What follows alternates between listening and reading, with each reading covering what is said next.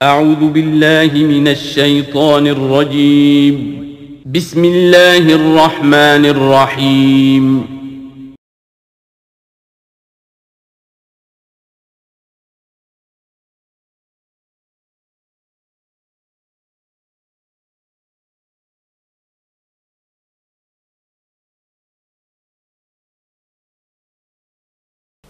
الحمد لله وحده والصلاة والسلام على من لا نبي بعده. أعوذ بالله من الشيطان الرجيم. بسم الله الرحمن الرحيم. قل للذين كفروا، اے رحمت عالم صلی اللہ علیہ وسلم، قل آپ فرما دیجئے، للذین کفروا ان لوگوں سے جنہوں نے کفر اختیار کیا، ان ینتہوا اگر وہ باز آ جائیں گے، غزوہ بدر سے حق و باطل کا فیصلہ ہوا، ان کو بھی اچھی طرح احساس ہوا کہ حق کیا ہے باطل کیا ہے۔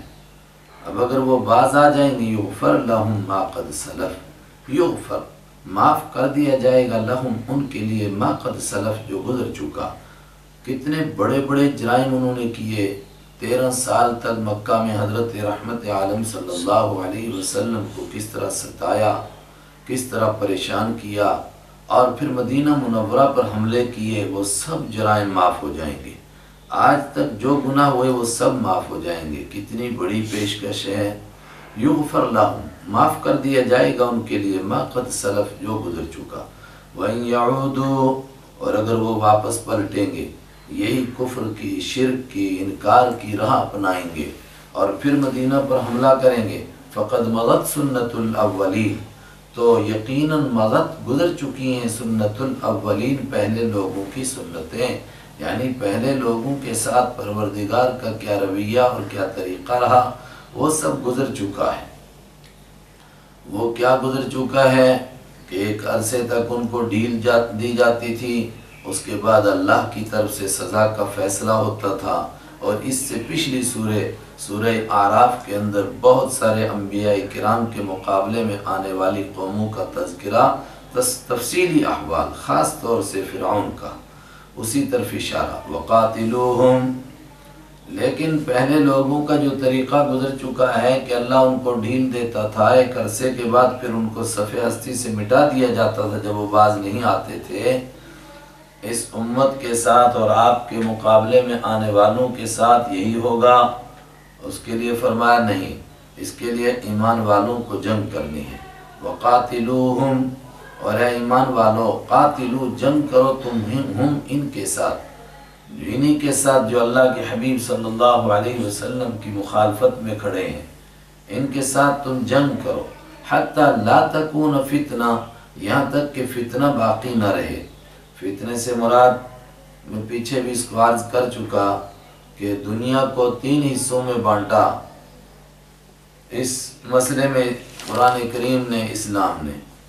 سب سے پہلے اللہ کا حرم مکہ مکرمہ اور اس کے آس پاس کی جگہ بیت اللہ شریف اور اس کے آس پاس کا علاقہ، یہ حرم کا علاقہ تو خالص توحید کا علاقہ ہے، یہاں کسی کو جانے کی اجازت نہیں۔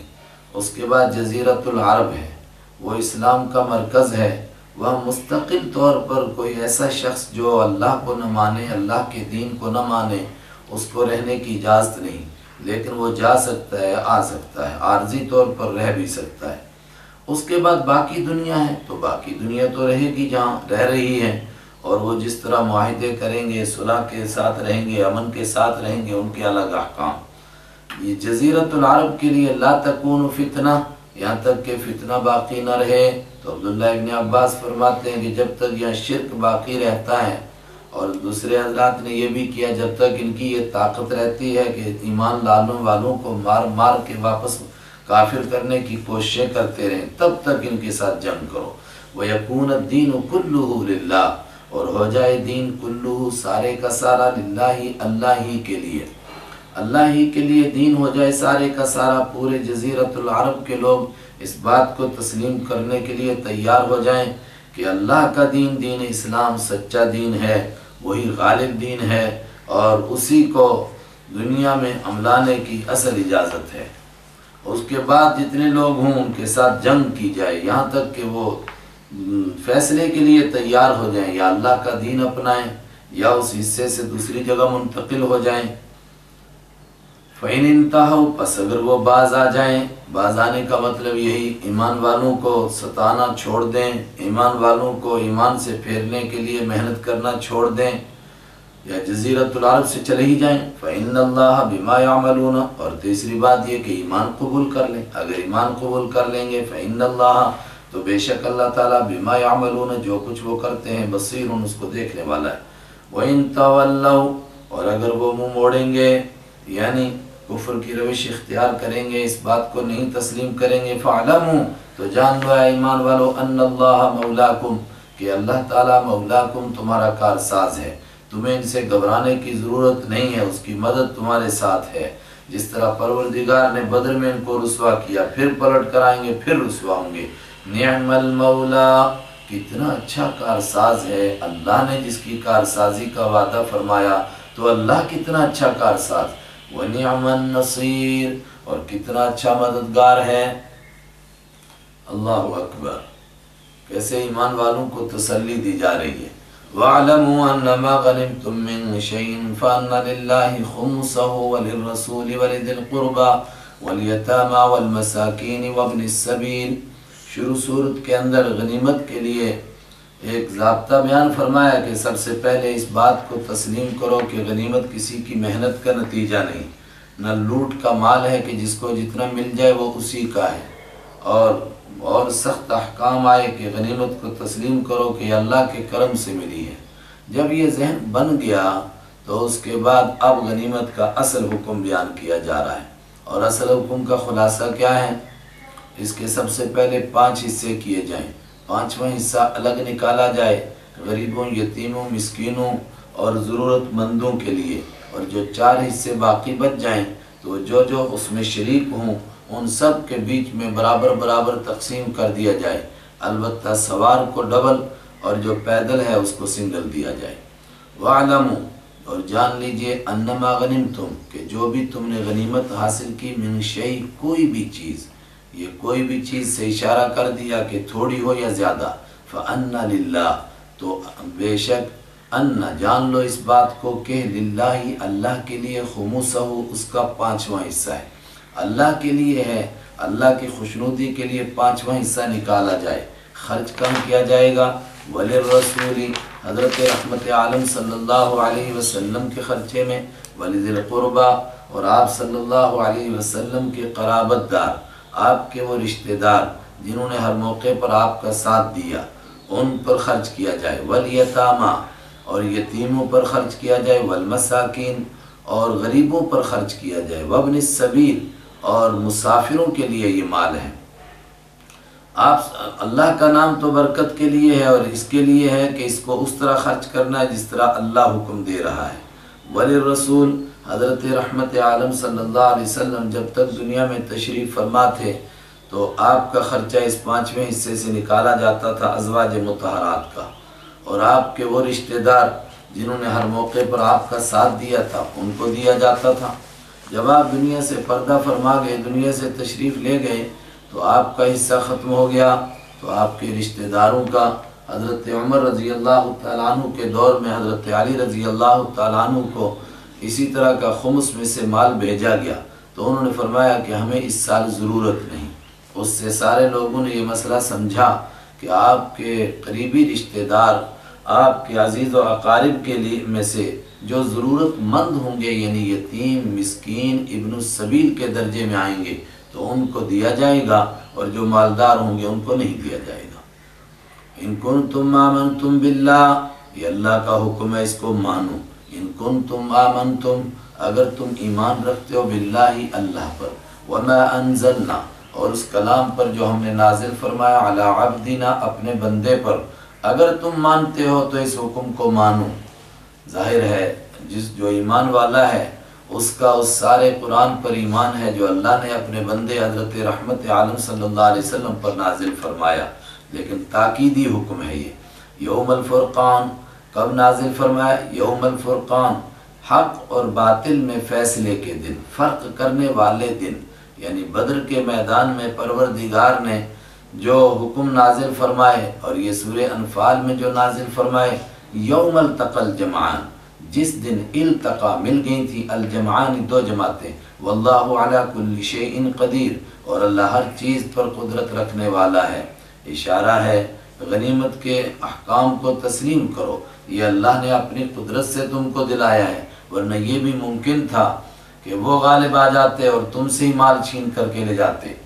اذ انتم بالعدوۃ الدنیا وهم بالعدوۃ القصوى، یاد کرو اس منظر کو، اذ انتم بالعدوۃ الدنیا، جب انتم تم تھے بالعدوۃ الدنیا، عدوہ کے معنی کنارہ اور دنیا کے معنی قریبی، تم تھے قریبی کنارے پر، وہم بالعدوۃ القصوى، وہم اور وہ مکہ کا لشکر، ابو جہل کا لشکر، بالعدوۃ القصوى، قصوى کے معنی دور والا، دور والے کنارے پر تھے، والرکب اسفل منکم، والرکب اور قافلہ یعنی ابو سفیان کا قافلہ، اسفل منکم تم سے نچلی جانب تھا۔ یہ جنگ کا منظر ہے کہ بدر کے میدان میں، میدان کا وہ کنارہ جو مدینہ سے قریب تھا، ادھر حضرت رحمت عالم صلی اللہ علیہ وسلم اور صحابہ کرام تھے۔ پہلے آپ نے ایک مقام پر پڑاؤ ڈالا، پھر ایک صحابی نے عرض کیا کہ آپ نے یہ اللہ کے حکم سے ایسا کیا ہے یا اپنے طور پر طے فرمایا کہ یہاں ٹھہرنا مناسب ہے؟ آپ نے فرمایا نہیں، مجھے یہ جگہ ویسے مناسب لگی، اس کے بارے میں کوئی خدائی حکم نہیں نازل ہوا۔ تو انہوں نے عرض کیا کہ پھر میں اس علاقے کا ماہر ہوں، ہمیں اس سے تھوڑا آگے چل کے رکنا چاہیے۔ چنانچہ آگے جا کر آپ رکے، اور اب ہم اس میدان کو اگر متعین کرنا چاہیں تو اتنا متعین کر سکتے ہیں کہ جہاں مسجد عریش ہے یہاں آپ کا چھپر لگایا گیا، اور صحابہ کرام کی جو صفیں لگیں وہ اسی کے دائیں بائیں، کچھ آگے کچھ دائیں کچھ بائیں، اس سے متعین کر سکتے ہیں، ورنہ تو اب وہاں سڑکیں بن گئیں۔ اور مکہ والوں کا لشکر کدھر رکا؟ جو اس کا دوسرا کنارہ تھا، جو مکہ سے قریب تھا اور مدینہ سے دور تھا، والرکب اسفل منکم، اور ابو سفیان کا قافلہ تمہارے نچلی طرف سے گزر گیا، وہ سمندر کے کنارے کنارے ہوتا ہوا نکل گیا۔ وَلَوْ تَوَاعَدْتُمْ، اور اگر تواعدتم تم آپس میں مل کر وعدہ کرتے، یعنی مکہ والے تم سے کہتے کہ ہم فلاں دن آئیں گے اور تم بھی کہتے فلاں دن آئیں گے، طے ہوتا بدر کا میدان ہوگا، رمضان کا مہینہ ہوگا، جمعے کا دن ہوگا اور 17 رمضان کو مقابلہ ہوگا۔ لو تواعدتم، اگر تم آپس میں وعدہ کرتے، کس کے بارے میں؟ وقت کے اور جگہ کے بارے میں، لاختلفتم، ضرور تم اختلاف کر لیتے، فی المیعاد، مقرر کیے ہوئے وعدے کے بارے میں، جگہ میں اختلاف ہو سکتا تھا، آگے پیچھے ہوتے، وقت کے بارے میں اختلاف ہو سکتا تھا، لیکن پروردگار نے تم کو کھینچ کر یہاں پہنچا دیا بغیر وعدے کے، کیوں؟ لیقضی اللہ، ولیکن کا مطلب کہ اللہ تعالیٰ تم کو متعین وقت پر متعین میدان میں کھینچ کر لے آیا، کس لیے؟ لیقضی اللہ، تاکہ اللہ فیصلہ کرے، امرن اس کام کا، کان مفعولا جو ہونے والا ہے۔ کیا ہونے والا تھا؟ کہ اللہ کے ہاں پہلے سے ازل سے طے تھا کہ بدر کے میدان میں حق اور باطل کا مقابلہ ہوگا اور کھلے میدان میں باطل کو شکست ہوگی۔ ایسا کیوں کیا؟ لیہلک من ہلک، لیہلک تاکہ ہلاک ہو جائے، من ہلک جس نے ہلاک ہونا ہے، جو ہلاک ہوگا، عن بینۃ دلیل کو دیکھ کر۔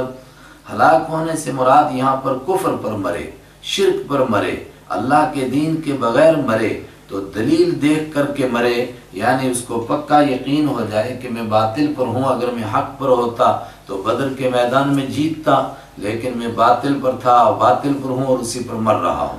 وَيَحْيَا، اور ایمانی زندگی جیے، چونکہ کفر پر جینا بھی اصل میں مرنا ہے، اس لیے کہا لیہلک، اور ایمان پر جو زندہ ہے وہ جی رہا ہے۔ وَيَحْيَا، اور جیے، من حیا جو جینا چاہے، عن بینۃ دلیل کو دیکھ کر۔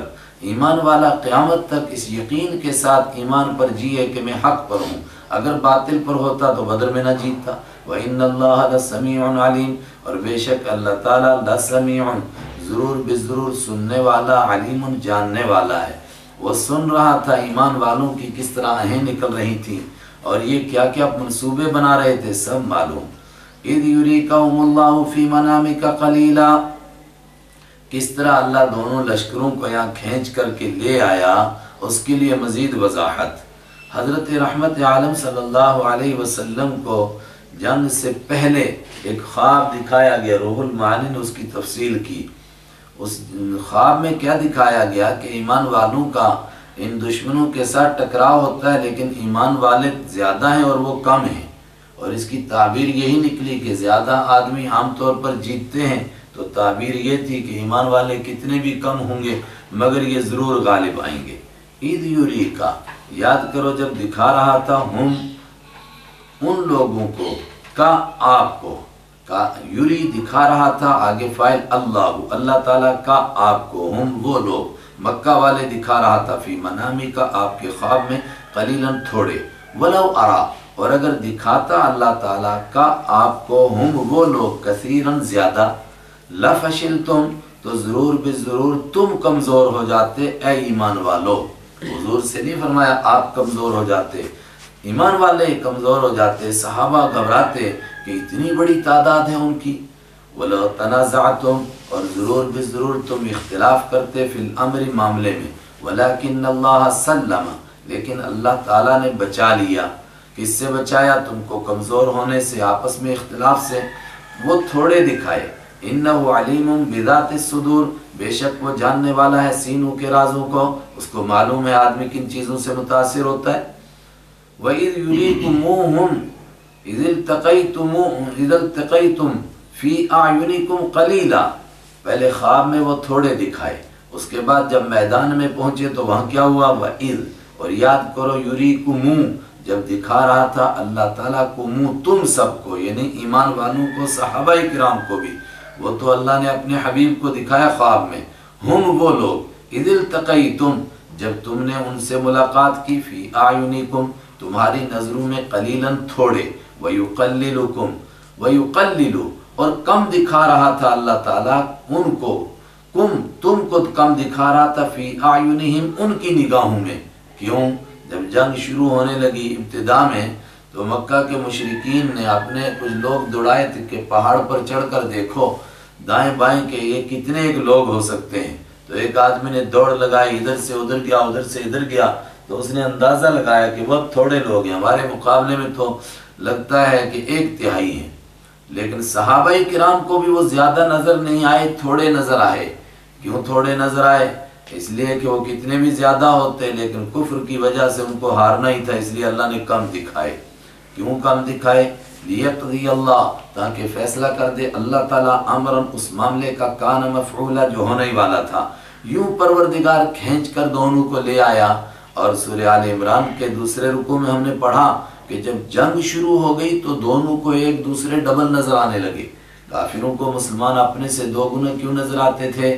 اس لیے کہ ایمان والوں کے ساتھ فرشتے تھے، اور ایمان والوں کو وہ 2 گنے نظر آ رہے تھے۔ کیوں؟ اس لیے کہ وہ تھے ہی حقیقت میں 3 گنا۔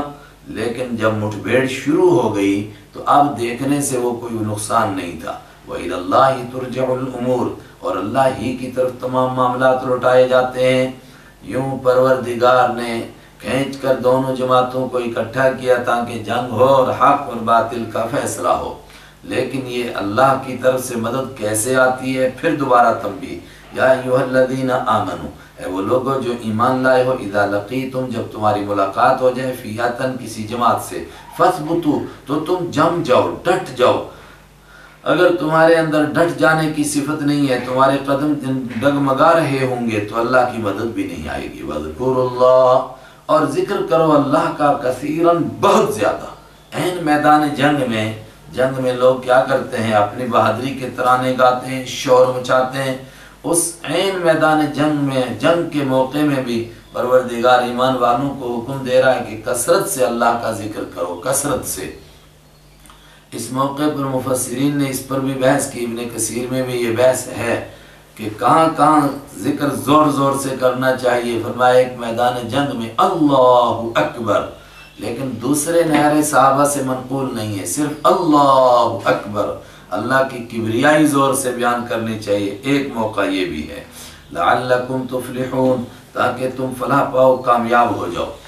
واطیعوا اللہ، اور میدان جنگ میں بھی اطیعوا اللہ، یہ حکم ہے، اطاعت کرو اللہ کی، ورسولہ، اور اس کے رسول صلی اللہ علیہ وسلم کی، ولا تنازعوا، اور آپس میں جھگڑے نہ کرو، فتفشلوا، اگر تم اللہ کی اطاعت، اس کے حبیب کی اطاعت میں کمزور ہوں گے یا تم میں جھگڑے ہوں گے، فتفشلوا، تو اس کی وجہ سے تم فیل ہو جاؤ گے، تم کمزور پڑ جاؤ گے، وتذهب ريحكم، اور چلی جائے گی تمہاری ہوا، اردو محاورے میں کہیں گے ہوا اکھڑ جائے گی، تمہارا دبدبہ چلا جائے گا، واصبروا، اور ڈٹے رہو، ان اللہ مع الصابرین، بے شک اللہ تعالیٰ ڈٹ جانے والوں کے ساتھ ہے۔ ڈٹنا تو مقصود اور مطلوب ہے دشمن کے مقابلے میں، لیکن تکبر دکھانا، اکڑ دکھانا یہ مقصود نہیں، اور اکڑ بھی ایک اندر کی چھپی ہوئی بیماری ہے۔ ظاہری طور پر دشمن پر رعب ڈالنے کے لیے اس کو کوئی سخت بات کہیں، اس کو تکبر میں نہیں شمار کریں گے۔ صحابہ کرام نے دشمنوں کو یہ باتیں کہیں، اس موقع پر تو نہیں، غزوہ خیبر کے موقع پر ہے کہ جب یہودیوں کا پہلوان مرحب اکڑتا ہوا آیا تو اس نے کہا میں ہوں، جانتا ہے خیبر، انا الذی، میں ہوں وہ شخص، خیبر کو معلوم ہے کہ میں مرحب ہوں، ایسا ہوں ویسا ہوں۔ تو اس کے مقابلے میں حضرت علی رضی اللہ تعالیٰ عنہ نے فرمایا تھا انا الذی سمتنی امی حیدرا، میں ہوں جس کا نام اس کی والدہ نے شیر رکھا ہے۔ تو دشمن پر روب ڈال سکتے ہیں، لیکن دل کے اندر آدمی کے بڑائی پیدا ہو میں بڑا ہوں، یہ چھپی ہوئی بیماری ہے۔ اس کے لیے فرمایا وَلَا تَكُونُوا، اور مت ہو جاؤ كَالَّذِينَ، ان لوگوں کی طرح خرجوا جو نکلے تھے مِن دِيَارِهِمْ اپنے گھروں سے بَطَرًا اکڑتے ہوئے، وَرِيَاءَ النَّاسِ اور لوگوں کو دکھلاتے ہوئے، بَطَرًا حال بھی اور بن سکتا ہے مصدر حال کے معنی میں، بَطَرًا اکڑتے ہوئے، وَرِيَاءَ النَّاسِ اور دکھلاوا کرتے ہوئے، اور مفعول لاہو بھی اکڑنے کے لیے اور دکھانے کے لیے، وَيَصُدُّونَ اور اس حال میں کہ وہ روک رہے تھے لوگوں کو عن سبیل اللہ، اللہ کے راستے سے، وَاللَّهُ بِمَا يَعْمَلُونَ مُحِيطٌ اور وہ جو کچھ کر رہے تھے اللہ تعالیٰ ان سب کو گھیرنے والا تھا، ان کی ساری کاروائیاں اللہ کی نگاہ میں تھی۔ وَإِذْ زَيَّنَ اور وہ کس طرح اکڑتے ہوئے نکلے اور لوگوں کو دکھلاتے ہوئے اور اتراتے ہوئے ہمارے پاس کتنی بڑی طاقت ہے، ساتھ میں کچھ کنجریاں بھی لیں، وہ ناچنے والی گانے والیاں، وہ سب ان کے ساتھ، بلکہ مزید ان کے ساتھ شیطان بھی۔ وَإِذْ زَيَّنَ اور یاد کرو جب خوبصورت بنائے لہم ان کے لیے الشیطان و شیطان نے اعمالہم ان کے اعمال، اور کیسے خوبصورت بنائے، شیطان ان کے پاس آ کر باقاعدہ انسانی شکل میں ان کو کہنے لگا وقال، اور اس نے کہا لا غالب لکم اليوم، تم پر کوئی غالب نہیں آ سکتا، اليوم آج، من الناس لوگوں میں سے، آج تمہاری اتنی بڑی طاقت ہے کہ دنیا کی کوئی طاقت اس کا مقابلہ نہیں کر سکتی۔ وَإِنِّي جَارٌ لَكُمْ اور بے شک میں تم کو پناہ دینے والا ہوں، اور یہ معنی بھی کہ بے شک میں تمہارا پڑوسی ہوں۔ فَلَمَّا تَرَاءَتْ تو جب تراعت دیکھا دونوں فئتان دونوں جماعتوں نے ایک دوسری کو، یعنی کافروں کی جماعت مسلمانوں کے سامنے پہنچی، آمنے سامنے ہو گئی، نکاسا تو شیطان واپس پلٹا علی عقبیہ اپنی ایڑیوں کے بل، وقال انی بریء اور اس نے کہا کہ میں بری ہوں منکم تم سے، انی ارا بے شک میں دیکھتا ہوں ما لا ترون جو تم نہیں دیکھتے ہو۔ واپس بھاگا شیطان۔ کیا شیطان واقعتاً انسان کی شکل میں آ کر کے ان کو ایسا کہہ رہا تھا یا صرف دلوں میں وسوسے ڈال رہا تھا؟ ایک تھوڑا سا طبقہ کہتا ہے کہ صرف وسوسے ڈال رہا تھا، لیکن دوسرے حضرات نے یہاں تفصیل کے ساتھ ایک واقعہ بیان کیا کہ مکہ سے جب یہ لوگ نکل رہے تھے تو ان کو نکلتے نکلتے خیال آیا کہ بنو کنانہ کے ساتھ پرانی ہماری جنگ ہے، ایسا نہ ہو، یہ قبیلہ مکہ اور مدینہ کے بیچ میں تھا، مدینہ سے قریب اور مکہ سے تھوڑا دور، کہا ایسا نہ ہو کہ پیچھے سے وہ آ کر مکہ پر حملہ کر دے ہمارے گھروں پر۔ تو اس موقع پر کنانہ کے سردار سراقہ بن مالک بن جوشم کی شکل میں شیطان آیا، ابلیس آیا، اور اس نے آ کر کے ان کو تھپکی دی کہ گھبراؤ نہیں، وہ ہمارا گھر کا مسئلہ ہے، ہماری لڑائی اپنی گھر کی لڑائی ہے، آج تو پوری قوم کا مسئلہ ہے، میں تمہارے ساتھ ہوں۔ اور یہاں کہا کہ میرا پورا قبیلہ تمہارے ساتھ ہے، جب موقع ہوگا مجھے کہنا، میں ایک آواز لگاؤں گا سارا قبیلہ آ جائے گا۔ اور جنگ بدر تک ساتھ گیا وہی سراقہ بن مالک بن جوشم کی شکل میں، اور جب آمنے سامنے ہوئی دونوں جماعتیں تو اس کا ہاتھ ایک حارث کے ہاتھ میں اور دوسرا ہاتھ ابو جہل کے ہاتھ میں تھا، لیکن دونوں سے ہاتھ کو چھڑایا اور واپس بھاگا، کہا میں وہ دیکھ رہا ہوں جو تم نہیں دیکھ رہے ہو۔ جب مکے کے لوگ بچے کھچے واپس مکہ پہنچے تو ان کو سراقہ بھی ملا تو انہوں نے کہا تو عجیب آدمی ہے، موقع پر تو نے دھوکہ دیا۔ اس نے کہا میں نے کب دھوکہ دیا؟ کہا تو اس طرح ہم سے ملا، ایسا ہوا؟ اس نے کہا نہیں، میں تو ان دنوں میں یہاں تھا ہی نہیں، مجھے تو اس طرح کا کوئی علم ہی نہیں ہے۔ یہ سراقہ بن مالک بن جوشم کون ہیں؟ اکثر حضرات کی تحقیق یہ ہے کہ یہ وہی ہیں جنہوں نے آپ کا پیچھا کیا تھا ہجرت کے موقع پر، اور ان کے قبیلے کی اصل بڑا قبیلہ تو بنو کنانہ ہے، لیکن ان کی جو گود تھی چھوٹا قبیلہ اس کا نام بنو مدلج تھا، تو یہ اسی بنو مدلج قبیلے کے بنو کنانہ کی شاخ ہیں۔ اللہ نے ان کو ایمان عطا فرمایا کہ وہ حنین کے موقع پر جب آپ واپس جعرانہ پہنچے اور آپ غنیمت تقسیم فرما رہے تھے، اس وقت میں یہ حاضر ہوئے اور انہوں نے وہ تحریر بھی پیش کی جو ہجرت کے موقع پر آپ صلی اللہ علیہ وسلم نے ان کو دی تھی ان کے مطالبے پر، اور پھر اللہ اپنے حبیب صلی اللہ علیہ وسلم کی وہ پیشن گوئی بھی پوری فرمائی۔ آپ نے فرمایا وہ کیا منظر ہوگا جب کسریٰ کے کنگن تیرے ہاتھ میں آئیں گے۔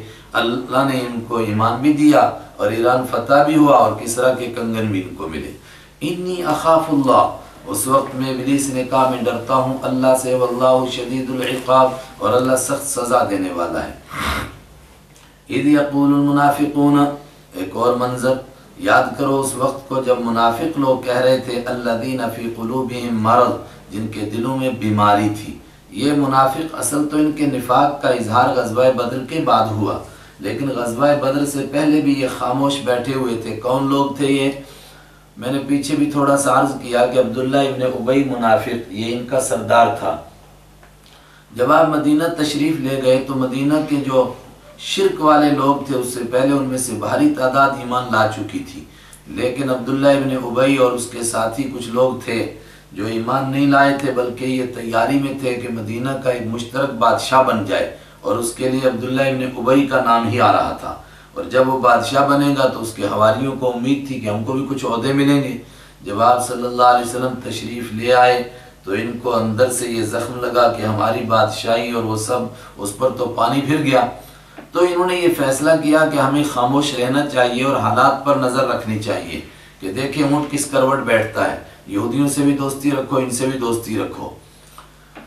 جب غزوہ بدر میں مسلمان جیت گئے تو پھر انہوں نے اعلانیہ طور پر کلمہ پڑھا کہ نہیں ہم مسلمان ہوتے ہیں، مگر دل کے اندر کفر کو چھپا کر رکھا۔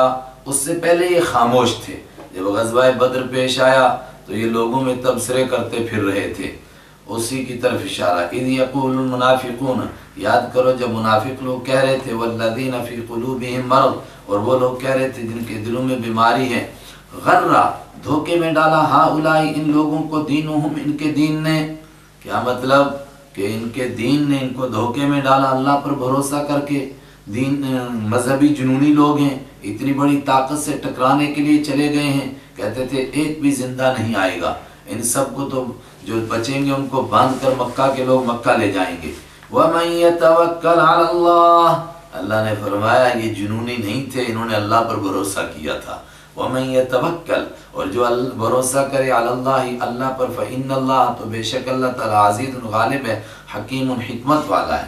وَلَوْ تَرَى، اے میرے حبیب صلی اللہ علیہ وسلم اگر آپ اس منظر کو دیکھ لیں، ابھی تو یہ تبصرے کر رہے ہیں لیکن کس طرح ان کی جان نکلے گی اور وہ منظر کیسا ہوگا۔ اذ یتوفا، جب پورا لے رہے ہوں گے الذین کفروا، ان لوگوں کو جنہوں نے کفر کیا، الملائکۃ، فرشتے ان کی جان نکال رہے ہوں گے، تو کیسے نکالیں گے؟ یضربون وجوہہم، مار رہے ہوں گے ان کے چہروں پر، وادبارہم، اور ان کی پیٹھوں پر، اور کس سختی کے ساتھ ان کی جان نکلتی ہے۔ وذوقوا، اور اس کے ساتھ ساتھ میں فرشتے کہتے جاتے ہیں چکھو عذاب الحریق، جلانے والی آگ کا عذاب، اور ابھی آگے تم دیکھو کیا ہونے والا ہے۔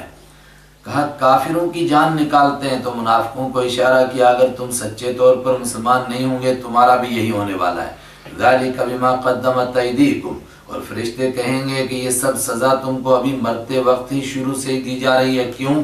ذالک، یہ سزا ہے ان کرتوتوں کی، بما قدمت، جو آگے بھیجے، ایدیکم، تمہارے ہاتھوں نے، وان اللہ لیس بظلام، اور یہ اس وجہ سے ہے کہ اللہ تعالیٰ لیس بظلام، ظلم کرنے والا نہیں ہے، للعبید، بندوں پر۔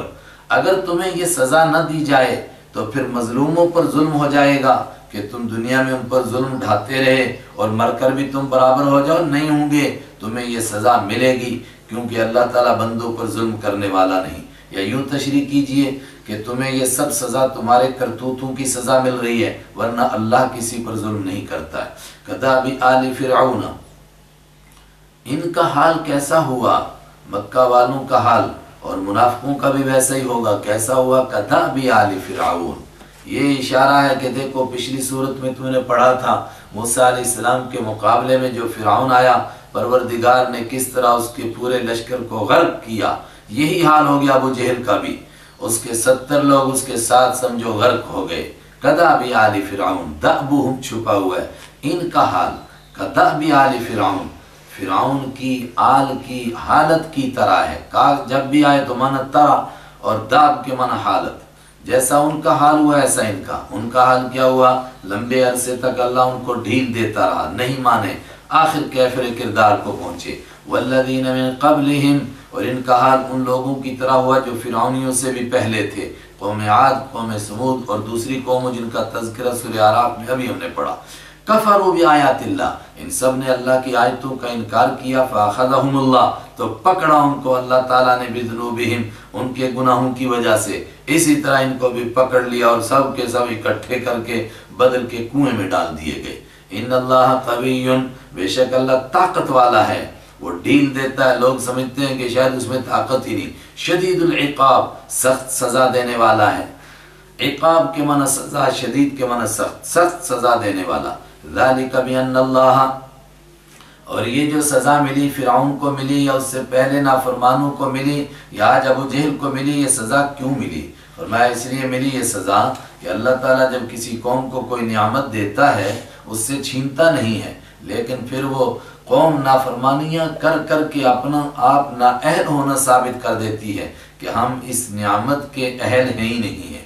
ذالک، یہ بات اس وجہ سے بھی ان اللہ، اس لیے کہ اللہ تعالیٰ لم یکن مغیرا، لم یکن نہیں ہے اللہ تعالیٰ مغیرا بدلنے والا، نعمتاً کسی نعمت کو، انعمہا جو نعمت کر دی ہو اللہ نے، علی قوم کسی قوم پر، حتی یغیروا یہاں تک کہ وہ بدل دیں ما اس حالت کو بھی انفسہم جو ان کے نفسوں کے ساتھ ہے، مطلب جب وہ خود اپنے اعمال اور کردار کو بدل دیں تو پھر اللہ تعالیٰ ایسے لوگوں کو سزا دیتا ہے اور ان سے نعمت چھن جاتی ہے، جس طرح فرعونیوں سے چھنی اور ان سے چھنی۔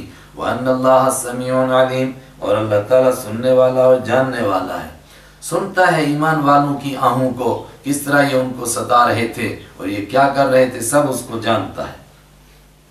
کداب آل فرعون، تو اس کا مطلب یہ نکلا کہ ان کا حال واقعی فرعونیوں کے جیسے حال ہو گیا۔ پھر دوبارہ دأبہم، ان کا حال کداب آل فرعون، فرعون کی آل کی حالت کی طرح ہے، والذین من قبلہم، اور ان سے پہلے لوگوں کی حالت کی طرح ہے۔ کیا ہوا تھا خلاصہ ان کی حالت کا؟ کذبوا بآیات ربہم، انہوں نے جھوٹا سمجھا اپنے رب کی آیتوں کو، فأہلکناہم، تو ہم نے ان سب کو ہلاک کر دیا، بذنوبہم، ان کے گناہوں کی وجہ سے، وأغرقنا، اور غرق کر دیا ہم نے آل فرعون، فرعون کی آل کو، وکل کانوا ظالمین، اور یہ سب کے سب ظلم کرنے والے تھے۔ ان شر الدواب عند اللہ الذین کفروا، ان سب کو ہلاک کر دیا اللہ نے۔ کوئی کہے کہ اللہ رحمان ہے، رحیم ہے، بہت مہربان ہے، ان کو کیوں ہلاک کر دیا؟ فرمایا یہ بھی تو دیکھو نا، ان کو کتنے زمانے تک، کتنے لمبے عرصے تک ڈھیل دی گئی، اور اتنی بڑی ڈھیل جس کو ملے اور پھر بھی وہ بات نہ سمجھے، وہ انسان کہاں، وہ تو جانور ہے۔ ان شر الدواب، بے شک بدترین مخلوق، عند اللہ، اللہ کے نزدیک، الذین کفروا، وہ لوگ ہیں جنہوں نے کفر کیا، فہم لا یؤمنون، تو وہ ایمان نہیں لاتے ہیں۔ الذین عاہدت منہم، آئندہ کے لیے بات فرمایا، اب ان کافروں میں سے جو آپ کے ساتھ معاہدہ کرے اور پھر معاہدے کی خلاف ورزی بھی کرے تو اس کا کیا حکم ہے؟ اور آپ نے غزوہ مدینہ پہنچتے ہی مدینہ کے یہودیوں کے ساتھ معاہدہ کیا تھا، لیکن جیسا کہ میں نے پیچھے بھی عرض کیا کہ آپ صلی اللہ علیہ وسلم غزوہ بدر سے واپس آئے تو آپ نے یہودیوں کو جمع فرمایا، خاص طور سے بنو قینقاع، چونکہ یہ کافی پڑھے لکھے لوگ اور مالدار لوگ شمار ہوتے تھے، ان کو سمجھایا کہ دیکھو غزوہ بدر میں اللہ کی مدد کا ملنا اس بات کی کھلی نشانی ہے کہ یہ دین سچا ہے، اس لیے آپ لوگ تو سمجھ سے کام لو، مانو اس دین کو، تو وہ ماننے کے بجائے دھمکی پر آ گئے اور معاہدہ وغیرہ سب بھول گئے، اس کی طرف اشارہ۔ الذین عاہدت، وہ لوگ معاہدہ کیا آپ نے، منہم جن سے، ان میں سے جن سے معاہدہ کیا، ثم ینقضون، پھر وہ توڑ دیتے ہیں، عہدہم اپنے وعدے کو، فی کل مرہ، ہر مرتبہ، وہم لا یتقون، اور وہ ڈرتے بھی نہیں ہیں معاہدہ توڑنے سے، تو کیا کریں؟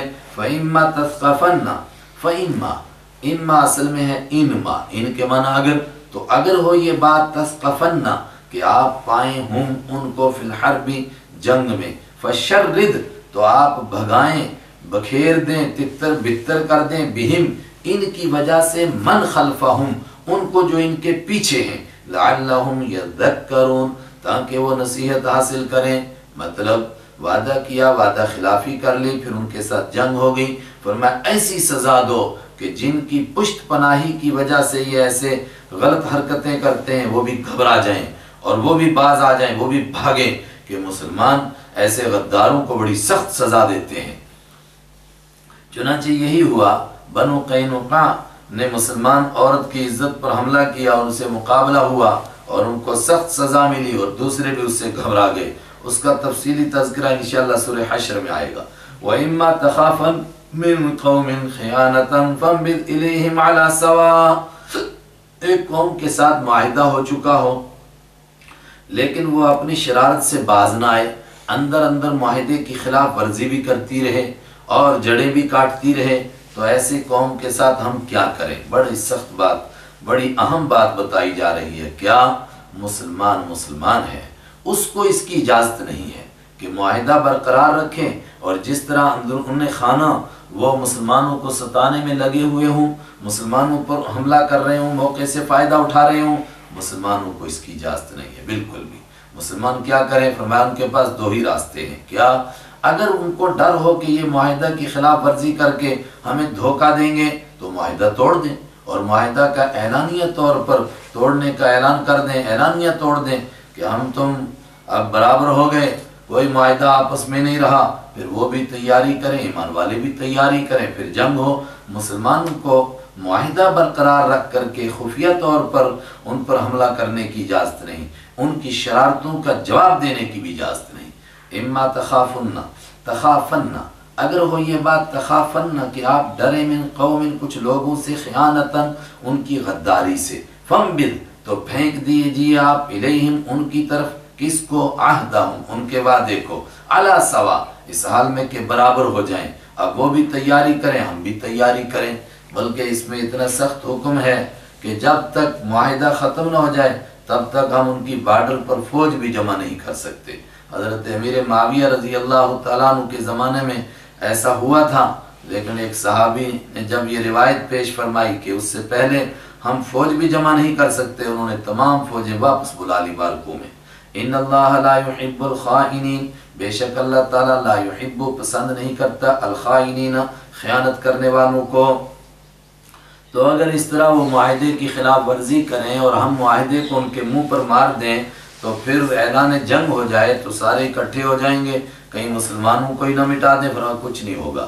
وَلَا يَحْسَبَنَّ، اور ہرگز گمان نہ کریں، الَّذِينَ، وہ لوگ، کفروا، جنہوں نے کفر کیا، سبقوا، وہ آگے بڑھ جائیں گے، چھپا ہوا ہے نہ ہم سے، مطلب وہ ہم کو نہیں ہرا سکتے، ایمان والوں کے ساتھ اللہ ہے۔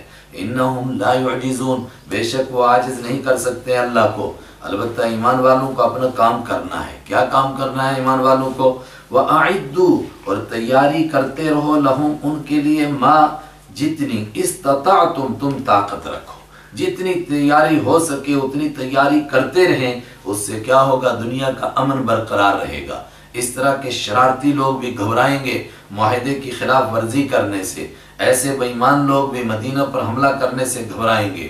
کیا تیاری کریں؟ من قوت، یعنی جتنی طاقت جمع کر سکیں، اور اللہ کے حبیب صلی اللہ علیہ وسلم نے اس زمانے کے اعتبار سے فرمایا تھا، الا ان القوت ہی الرمی، سنو، طاقت ہے تاکہ زیادہ سے زیادہ تلواریں اور تیر اور جو بھی اس دور کے ہتھیار ہیں وہ رکھے جا سکیں، ان کی مشق کی جا سکے۔ ومن رباط الخیل، اور تیاری کے گھوڑے، وہ گھوڑے جو تیار کیے ہوئے ہوں، سکھائے ہوئے ہوں، جنگ میں استعمال ہونے والے، وہ، یا بعد نے کہا کہ بندے رہنے والے گھوڑے، تیار کیے ہوئے گھوڑے، بندے رہنے والے گھوڑے، ان کو جتنا سے جتنا جمع کر سکو وہ جمع کرو، چونکہ اس دور میں یہ لڑائی کا بہت بڑا ہتھیار تھا۔ کیا ہوگا اس سے؟ ترہبون، ڈراؤ گے تم، بھی اس کے ذریعے سے، عدو اللہ، اللہ کے دشمن کو، وعدوکم، اور اپنے دشمن کو۔ تو کوئی کہے کہ دشمن یہ چند ہی ہیں تو ڈر گئے، وآخرین، اور کچھ دوسرے، من دونہم، جو ان کے علاوہ ہیں، لا تعلمونہم، تم ان کو نہیں جانتے، اللہ یعلمہم، اللہ ان کو جانتا ہے۔ کون؟ روم کے دشمن، دوسرے دشمن۔ مسلمان کبھی سوچ ہی نہیں سکتے تھے یہ بھی ہمارے دشمن ہوں گے، فرمایا تمہیں نہیں معلوم، اللہ کو معلوم ہے، ان سے بچ کر رہو، وہ ڈریں گے۔ وما تنفقوا، اور اس تیاری میں پیسہ بھی لگے گا، مال بھی لگے گا، وما تنفقوا، اور جو بھی تم خرچ کرو گے، من شیء، کوئی بھی چیز، فی سبیل اللہ، اللہ کے راستے میں، اس تیاری کے لیے، یوفی الیکم، پوری پوری واپس دے دی جائے گی تم کو، وانتم لا تظلمون، اور تم پر ظلم نہیں کیا جائے گا، تم کو واپس دی جائے گی، مطلب تمہیں ثواب ملے گا آخرت میں اس کا، اور دنیا میں بھی اس کے بہتر نتائج آئیں گے۔ وَإِن جَنَحُوا، اور جب مسلمان نے تیاری نہیں کی، وہ مسلمان نے تیاری کی تو دوسرے دشمنوں کو پتہ چلا یہ تو بہت تیاری کر چکے ہیں، اور وہ گھبرا گئے اور وہ صلح کے لیے تیار ہو گئے۔ فرمایا اگر صلح کے لیے تیار ہو گئے تو ہم تو چاہتے ہی صلح ہیں، ہم تو جنگ چاہتے ہی نہیں۔ وَإِن جَنَحُوا، اور اگر وہ جھک جائیں، لِلسَّلْمِ، صلح کے لیے، فَجْنَحْ، تو جھک جائیے آپ بھی، لہا، اس کے لیے، صلح کے لیے، وَتَوَكَّلْ عَلَى اللَّهِ، اور اگر کوئی بھی صلح کرنا چاہے تو آپ صلح کر لیں، اور ڈر ہو کہ یہ صلح بھی کریں گے اور پھر حملے کر دیں گے، توکل علی اللہ، آپ اللہ پر بھروسہ کیجئے، اللہ پر چھوڑ دیجئے، انہ هو السمیع العلیم، بے شک وہی سننے والا، جاننے والا ہے۔ وَإِن يُرِيدُوا أَن يَخْدَعُوكَ، اور اگر وہ ارادہ کریں گے، ان یخدعوا، کہ وہ دھوکہ دیں کا آپ کو، یعنی صلح بھی کریں اور پھر اندر سے تیاری کریں اور اچانک حملہ کر دیں، نہ گھبرائیں۔ فَإِنَّ حَسْبَكَ اللَّهُ، حَسْبَكَ، تو بے شک کافی ہے آپ کے لیے، اللہ، اللہ تعالی، حسبہ، یہ عربی کا بڑا اہم لفظ ہے، امام بخاری رحمۃ اللہ علیہ نے اس کی تشریح فرمائی، فرمایا جب بھی کسی کو کوئی چیز دیں اور کہیں کہ بھئی یہ آپ کو کافی ہو جائے گی، اور لینے والا کہے کہ میرے لیے اب کافی ہے، مزید ضرورت نہیں ہے، تو وہ کہتا ہے حسبی، میرے لیے اتنا ہی کافی ہے، اللہ آپ کے لیے کافی ہے۔ هو الذی، وہی تو ہے، الذی، جس نے ایدہ، مدد کی، کا آپ کی، بنصرہ، اپنی خاص مدد کے ذریعے سے، وبالمؤمنین، اور ایمان والے جانثاروں کے ذریعے سے، کیسی کیسی قربانیاں دینے والے دیکھ لیجئے بدر میں اللہ نے آپ کو عطا فرمائے۔ وَأَلَّفَ بَيْنَ قُلُوبِهِمْ، وَأَلَّفَ، اور اللہ نے جوڑ پیدا کیا، بَيْنَ قُلُوبِهِمْ، ان کے دلوں میں، ان کے دلوں میں، دشمنوں، وہ ایمان والوں کے دلوں میں کیسی کیسی آپس میں دشمنیاں تھیں قبائل کی، لیکن اللہ نے اکٹھا کر دیا، کتنا اکٹھا کیا۔ لو انفقتا، اگر، لو کے معنی اگر، انفقتا، آپ خرچ کرتے، ما، جو کچھ ہے، فی الارض، زمین میں، جمیعاً، سارے کے سارا، جتنے خزانے زمین میں ہیں اور قیامت تک نکلیں گے، سارے آپ کے ہاتھ میں دیے جاتے، اور آپ عرب کے لوگوں میں بانٹتے کہ لوگوں آپس میں مت لڑائیاں کرو، ما الفت بین قلوبہم، آپ نہ جوڑ پیدا کر سکتے، بین قلوبہم، ان کے دلوں کے درمیان۔ پھر اللہ نے، پھر کیسے یہ جڑ گئے، کوئی مدینہ کا، کوئی شام کا، کوئی ایران کا، اور کوئی حبشہ کا، اور کوئی روم کا، آپس میں کیسے جوڑ پیدا ہوا؟ ولیکن اللہ، لیکن اللہ تعالیٰ نے الف، جوڑ پیدا کر دیا، بینہم، ان کے درمیان، محبت ڈال دی، ایک دوسرے کو سکے بھائیوں سے زیادہ محبت۔ انہ عزیز، بے شک اللہ غالب ہے، جس کو جوڑنا چاہے اس کو کوئی توڑ نہیں سکتا، حکیم، حکمت والا ہے، اس کا ہر کام مبنی بر حکمت ہوتا ہے۔ یا ایھا النبی، اے نبی صلی اللہ علیہ وسلم، حسبک اللہ، کافی ہے آپ کو اللہ، ومن اتبعک من المؤمنین، اور کافی ہے اللہ، من، ان لوگوں کے لیے بھی، اتبعک، جنہوں نے پیروی کی آپ کی، من المؤمنین، ایمان والوں میں سے۔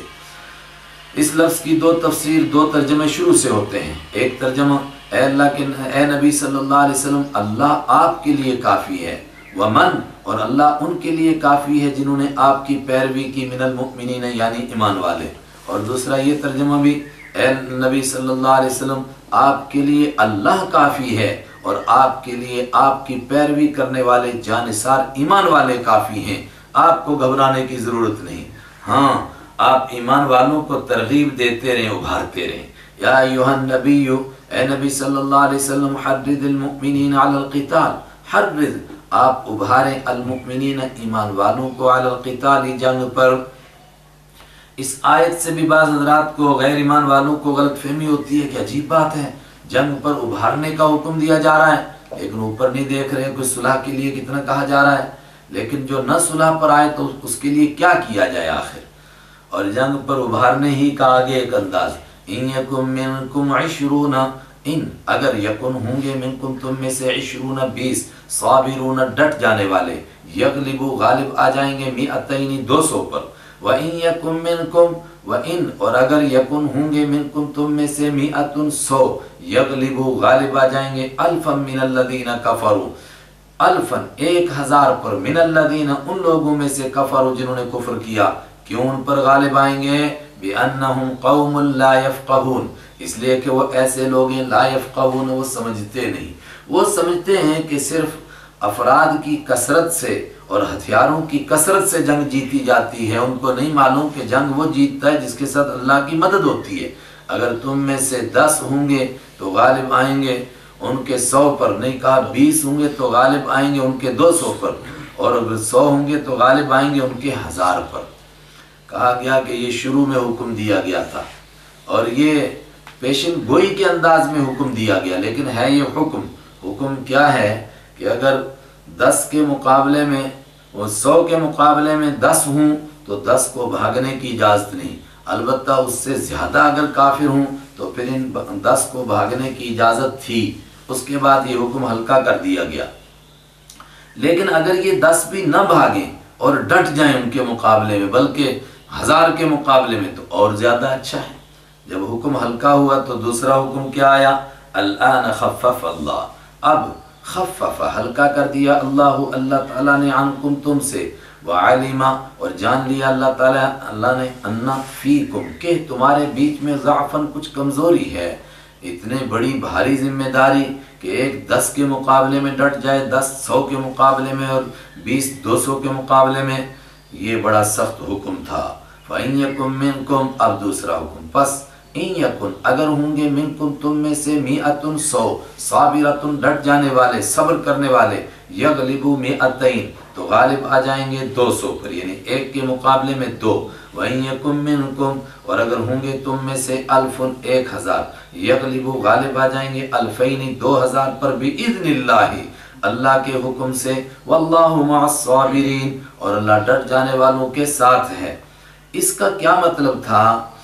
اس کا یہ مطلب کہ اگر ایک کے مقابلے میں 2 ہوں تو پھر جنگ کرنے کی اجازت ہے، اور اگر زیادہ ہوں تو پھر اجازت نہیں، ایسا نہیں ہے۔ حضرت رحمت عالم صلی اللہ علیہ وسلم کے زمانہ میں اس کے بعد جنگ موتا ہوئی جس میں مسلمان بہت تھوڑے تھے 3000 اور مقابلے میں کتنے تھے؟ بعض نے کہا 1 لاکھ، بعض نے کہا 2 لاکھ، اتنی بڑی تعداد کے مقابلے میں ڈٹ گئے تھے، تو معلوم ہوا کہ اس سے منع نہیں کیا جا رہا ہے، بلکہ آپ صلی اللہ علیہ وسلم کے بعد حضرت خالد رضی اللہ تعالیٰ عنہ نے صرف 60 لوگوں کو لے کر کے 60,000 کا اور بعض نے کہا 1 لاکھ کا مقابلہ کیا، اس سے بھی زیادہ۔ اللہ اکبر! تو پھر یہ کیا حکم ہے؟ صرف اتنا جو پیچھے اسی صورت میں کہا گیا تھا کہ میدان جنگ سے جو بھاگے گا اس پر خدا کا غضب نازل ہوگا، تو یہاں اجازت ہو گئی کہ اگر دوگنی تعداد ہے ان کی تو تم کو بھاگنے کی اجازت نہیں، البتہ اس سے زیادہ ہے تو پھر اجازت ہے میدان چھوڑنے کے لیے، لیکن اگر نہ چھوڑیں تو پھر زیادہ بہتر۔ اور یہ بھی پہلی بات ہے کہ جنگ شروع نہ ہوئی ہو، جنگ شروع ہونے کے بعد آپ نے فرمایا ان قتلتا، اگر ٹکڑے ٹکڑے بھی تمہارے ہو جائیں اور سارے ساتھی بھی مارے جائیں تب بھی تم کو میدان چھوڑ کر نہیں جانا۔ ما کان لنبی ان یکون لہ اسرا، ایک اور مسئلہ وہ کیا، بدر میں کچھ قیدی بھی ہوئے تھے، 70 لوگ گرفتار ہوئے تھے، ان گرفتار شدہ لوگوں کے ساتھ کیا رویہ اپنایا جائے، اس کے لیے حکم۔ آپ ان 70 لوگوں کو لے کر آئے، پہلا حکم تو یہ دیا ان کے ساتھ اچھا سلوک کرو۔ کتنا اچھا سلوک کیا گیا، اس کا نتیجہ یہ نکلا کہ ان 70 گرفتار ہونے میں کٹر قسم کے لوگ تھے، مگر اس کے باوجود 21 لوگ تو اعلانیہ طور پر مسلمان ہو گئے، صرف مسلمانوں کے اخلاق دیکھ کر۔ سب سے پہلے ان کو کپڑے دیے گئے، اس کے بعد جب مدینہ آئے، مدینہ میں غربت تھی، ان کو بانٹ دیا گیا، ایک ایک گھر میں 2 کسی گھر میں 1، اور حکم دیا گیا ان سے اچھا سلوک کرنا ہے۔ حضرت مصعب بن عمیر کے بھائی ابو عزیز انہوں نے اپنا قصہ لکھا کہ جس گھر میں اپنا قصہ بیان کیا کہ جس گھر میں میں تھا، میں تو شرم کے مارے ہی مر رہا تھا کہ جو روٹی پکتی تھی وہ مجھے دیتے تھے اور خود ستو کھا کے اور کھجوریں کھا کے اور پانی پی کے گزارا کرتے تھے، اور مجھے چارپائیوں پر اور بستر پر سلاتے تھے، خود نیچے سو جاتے تھے۔ میں کہتا تھا کہ میں بھی تمہارے ساتھ بھوکا رہوں گا، تو وہ کہتے تھے نہیں، ہمیں حکم دیا گیا قیدیوں کے ساتھ اچھا سلوک کرو۔ لیکن مسئلہ پیش آیا کہ ان قیدیوں کو کیسے کریں، چھوڑا جائے کہ نہ چھوڑا جائے۔ قیدیوں کے تفصیلی احکام تو سورہ محمد میں آ رہے ہیں، وہاں انشاءاللہ عرض کریں گے کہ 5 قسم کی باتیں قیدیوں کے ساتھ جائز ہیں کہ 5 طریقوں میں سے کوئی ایک طریقہ اپنا لیا جائے۔ لیکن غزوہ بدر کے موقع پر ابھی وہ تفصیلی احکام نہیں آئے تھے، آپ نے صحابہ کرام سے مشورہ فرمایا کیا کیا جائے۔ حضرت عمر رضی اللہ تعالیٰ عنہ اور کچھ دوسرے حضرات نے مشورہ دیا کہ یہ پہلی جنگ ہے اور یہ بڑے خطرناک مجرم ہیں، اس لیے ان کے سر قلم کر دیے جائیں۔ اور کون کرے؟ کہا ہر رشتہ دار کو اپنا رشتہ دار دیا جائے، مجھے میرا رشتہ دار دیا جائے، دوسرا دوسرے کو دیا جائے، تاکہ اس کا سر قلم کرے اور لوگوں کو پتہ چل جائے کہ ہم اللہ کے دین کے مقابلے میں کسی رشتہ داری وغیرہ کا کوئی لحاظ نہیں آنے دیتے ہیں۔ لیکن حضرت ابوبکر صدیق اور کچھ دوسرے حضرات رضی اللہ عنہم اجمعین، ان حضرات نے مشورہ دیا کہ یہ لوگ پہلی مرتبہ جنگ کے لیے آ گئے، ان کو چھوڑ دیا جائے، ہو سکتا ہے کہ اللہ تعالیٰ ان کے دل نرم کر دے، ان کو اللہ کا دین نصیب ہو جائے، یہ جہنم میں جانے سے بچ جائیں۔ آپ صلی اللہ علیہ وسلم چونکہ فطری طور پر نرم دل ہیں، آپ نے یہ مشورہ قبول فرمایا اور آپ نے 3 فیصلے فرمایا کہ جو بڑے مالدار ہیں ان سے جرمانہ لیا جائے، اور جو تھوڑے کم مالدار ہیں ان سے کم جرمانہ لیا جائے، اور جو لوگ پڑھے لکھے ہیں جرمانہ نہیں دے سکتے وہ 10 بچوں کو لکھنا سکھا دیں، اور جن کو لکھنا بھی نہیں آتا ہے اور کچھ دینے کے لیے بھی نہیں ہے ان کو ایسے ہی چھوڑ دیا جائے۔ چنانچہ اچھے خاصے طبقے کو یوں ہی چھوڑ دیا گیا۔ بعد میں یہ حکم اللہ کی طرف سے نازل ہوا کہ بہتر یہ تھا ان کا سر قلم کیا جاتا۔ حضرت عمر رضی اللہ تعالیٰ عنہ کا جو فیصلہ تھا وہ زیادہ بہتر تھا، چنانچہ بعد میں احساس بھی ہوا، کچھ لوگوں کو بالکل فری میں چھوڑا گیا اور ان کو یہ کہا گیا کہ تم واپس جا کر کے مسلمانوں کے خلاف لوگوں کو بھڑکاؤ گے نہیں، لیکن انہوں نے جا کر واپس میں شاعری بھی کی اور بڑی بڑی تقریریں بھی کی اور لوگوں کو بھڑکا کر کے غزوہ احد پر لے آئے۔ ما کان للنبی، اسی کے لیے فرمایا نہیں جائز تھا نبی صلی اللہ علیہ وسلم کے لیے ان یکون لہ اسرا، کہ ہوں ان کے لیے قیدی، حتی یثخنا، یہاں تک کہ خون ریزی کر دیں وہ فی الارض، زمین میں، ایسے ظالم لوگوں کا خون بہائیں۔ تمہیں قید بنانے کی فکر نہیں کرنی چاہیے تھی، بلکہ ایسے ظالموں کے سر قلم کر دینا چاہیے تھا میدان میں۔ تریدون عرض الدنیا، تم چاہتے ہو دنیا کا سامان، وہی کہ ان سے کچھ فدیہ لے کر کچھ جنگ کا جرمانہ لے کر ان کو چھوڑ دیا جائے۔ واللہ یرید الآخرہ، اور اللہ چاہتا ہے آخرت کو، اللہ چاہتا ہے کہ ایسے لوگوں کے سر قلم کر دو، بے شک تمہیں کچھ بھی نہ ملے لیکن آخرت میں تمہیں ثواب ملے۔ واللہ عزیز، اور اللہ غالب ہے، حکیم حکمت والا ہے۔ اور سختی اس کے لیے کہ تم نے یہ فیصلہ کر دیا، ورنہ اس پر اللہ کی پکڑ بھی آ سکتی تھی۔ لولا کتاب من اللہ، اگر نہ ہوتی کتاب، ایک لکھی ہوئی بات، من اللہ، اللہ کی طرف سے، سبقہ، جو پہلے ہی طے ہو چکی تھی، اگر وہ بات نہ ہوتی، لمسا، تو ضرور پہنچتا تم کو، کیا پہنچتا؟ عذاب عظیم، سخت عذاب، فیما اخذتم، اس چیز کے بارے میں جو تم نے لی، جو تم نے ان سے جرمانہ لیا اور جرمانہ لے کر چھوڑا، اس پر تو تمہیں سخت سزا مل سکتی تھی، مگر نہیں ملی، چونکہ اللہ کی طرف سے ایک بات لکھی ہوئی ہے۔ یہ لکھی ہوئی کیا بات ہے؟ بہت باتیں لوگوں نے لکھی، ہو سکتا ہے ساری باتیں ہوں۔ ایک یہ بات لکھی ہوئی ہے کہ جہاں اللہ کے حبیب ہوں گے وہاں سزا نہیں آئے گی، جیسا کہ ہم نے اس صورت کے شروع میں پڑھا، یہ بات بھی ہے۔ ایک بات یہ بھی کہ اجتہادی خطا اگر ہو جائے گی تو اللہ کی طرف سے کوئی مواخذہ نہیں ہوگا، اور یہ بات بھی کہ بدر والوں کے اوپر اللہ کی طرف سے ایسا مواخذہ نہیں ہو سکتا ہے، وہ انشاءاللہ ہم سورہ ممتحنہ میں پڑھیں گے، حضرت حاطب بن ابی بلتع کے قصے میں۔ فَقُلُوا، چنانچہ تم نے اب یہ فیصلہ کر لیا تو اب اللہ نے بھی یہی فیصلہ نافذ کر دیا، چونکہ تمہارا فیصلہ ہو چکا۔ فَقُلُوا، تو کھاؤ تم مما، اس میں سے، غنیمتم، جو تم نے غنیمت حاصل کی، حلالا، اس حال میں کہ وہ حلال ہے، طیبا، پاکیزہ ہے، واتقوا اللہ، اور ڈرو اللہ سے، ان اللہ غفور، بے شک اللہ بخشنے والا ہے، رحیم، رحم کرنے والا ہے۔ صدق اللہ مولانا العظیم۔